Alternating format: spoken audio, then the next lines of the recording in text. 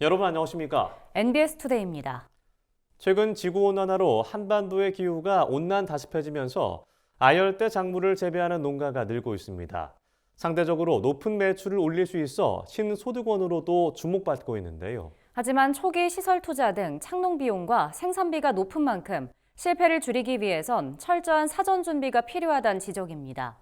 전문가들은 아열대 작물 재배에 성공하려면 전략적인 작물 선정과 판로 확보, 꼼꼼하고 지속적인 품질 관리가 중요하다고 당부합니다. 이은영 기자가 전해드립니다.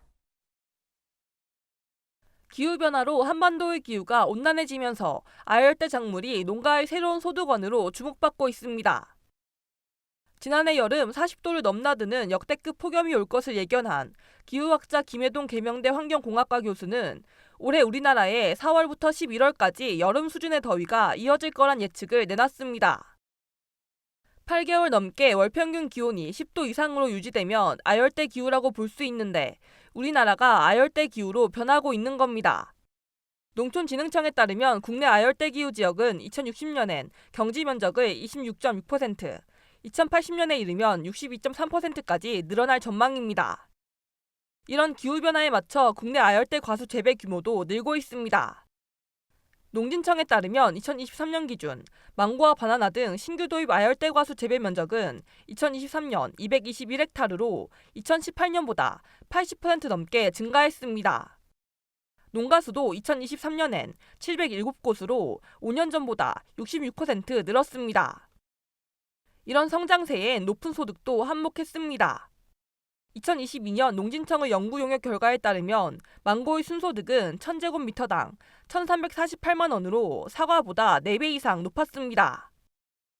하지만 초기 시설 투자 비용이 많이 들고 이후 난방비도 만만치 않은 만큼 성공적인 아열대 작물 재배를 위해선 철저한 준비가 필요합니다.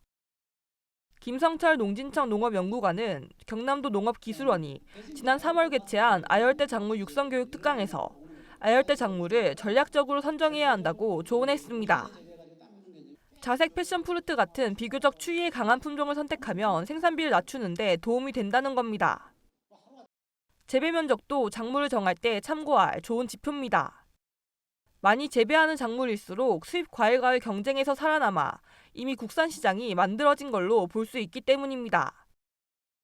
2023년 기준 시설 아열대 과수 재배 면적은 망고가 1위를 차지했고 그 뒤를 패션 프루트와 바나나가 이었습니다.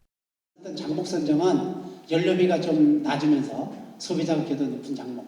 처음 시작하는 사람이라면 어쨌든 재배 면적이 큰 거 위주로 시작하는 게 좋다.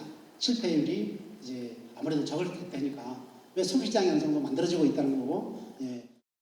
비교적 가격이 높은 국산 아열대 작물이 경쟁력을 갖기 위해선 고품질화가 중요합니다. 경남 함안에서 2018년부터 애플망고 농사를 짓는 문병찬 씨는 국산 망고는 맛과 신선도에서 수입 망고보다 강점이 있다며 이를 살리기 위해선 농가의 철저한 품질 관리가 중요하다고 당부했습니다.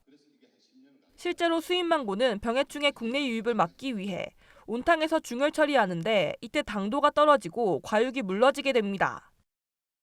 또한 공판장 출하만으로는 높은 생산비를 감당하기 어렵기 때문에 직거래 같은 판로 확보도 중요합니다. 문 씨는 호텔과 대형 카페에 망고를 납품하고 소셜미디어 마케팅을 활용한 직거래로 지난해 2억 3천만 원의 매출을 올렸습니다. 직거래가 약 70%입니다.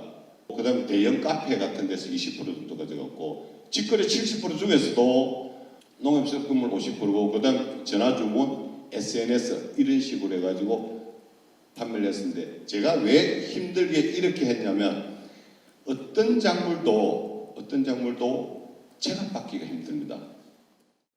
변하는 기후 앞에 더 이상 외면할 수 없는 아열대 작물 전환. 실패를 줄이기 위해선 농가의 철저한 준비는 물론 농업 관련 기관, 지자체 차원의 맞춤형 교육과 지원이 필요하다는 제언이 나옵니다. MBS 이은영입니다.